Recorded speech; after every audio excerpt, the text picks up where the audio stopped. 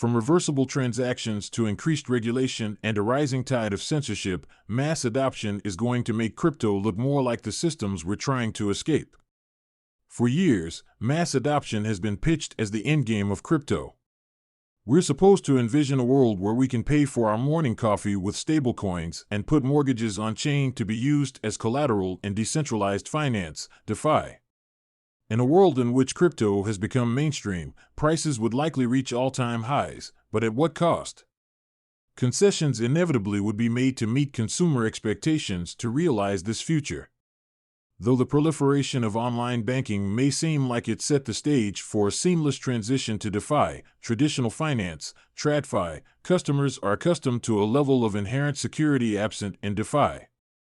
Unlike in traditional finance, where charges can be declared fraudulent and bad actors are prohibited from listing exchange-traded funds, there is no centralized authority to file a complaint with or review initial coin offerings in crypto. Though this may seem intimidating, it's precisely what makes the space unique. Users are given complete, sovereign control over their finances, and teams are able to build products permissionlessly. The average consumer would expect to be protected from hacks and exploits and be offered chargeback protection in order to make the transition from TradFi.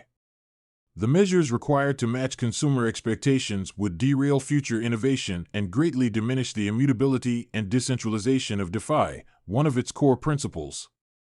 Though there are already plans to create opt-in reversible transactions to mitigate the damage of future hacks and exploits, consumer pressure would likely spark a top-down approach, which would almost certainly be implemented with far less finesse and care for the industry than current prospects. Increased consumer pressure would mean regulators would play a leading role in dictating crypto's future, ensuring that on-chain activity meets their compliance and know your customer standards.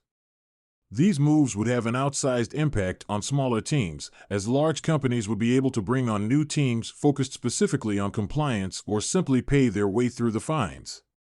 But crypto is what it is today because of small teams. Ethereum was founded by a group of 8 individuals. Small teams can innovate and make decisions at a far greater rate than larger organizations, which may be hampered by bureaucracy or various stakeholders. By increasing the barrier to entry for smaller teams, mass regulation would impede the very innovation DeFi is known for and effectively put an end to permissionless operations.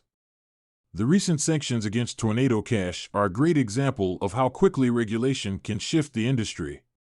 Following the sanctions, remote procedure calls, relayers, and apps all moved quickly to comply, and understandably so. Builders can't be expected to face jail time in the name of upholding crypto's principles. This instance demonstrates regulators' ability to hamstring even the most immutable and decentralized projects. If we follow the precedent set in this example, it seems impossible that crypto could scale to mass adoption without losing its core principles.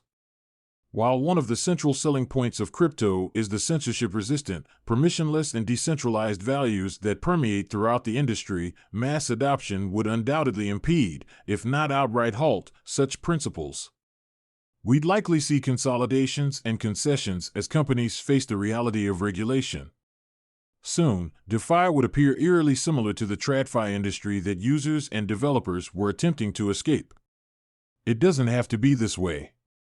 One of the main reasons regulators are keen on going after crypto is that it's been marketed to the average consumer. The fallout from Anchor and Celsius would have been far less if the damage had been limited to smaller groups of informed users who understood the risks. For this reason, focusing on improving crypto UX without first building anti-fragile systems is a recipe for disaster. If the user interface is intuitive enough, many will overlook the underlying mechanics and assume they're safe and sound. On the other hand, crypto wouldn't need to meet the expectations of the average consumer, reversibility, rollbacks, etc., if it were built for a user base that prioritized its principles. Crypto can be the future of finance, or it can be permissionless, decentralized, and censorship-resistant, but it likely can't be both. While the idea of mass adoption as the end game has been taken for granted, perhaps we should be building for a future that preserves crypto's core principles for those who want it, while accepting that this might be at the cost of mass adoption.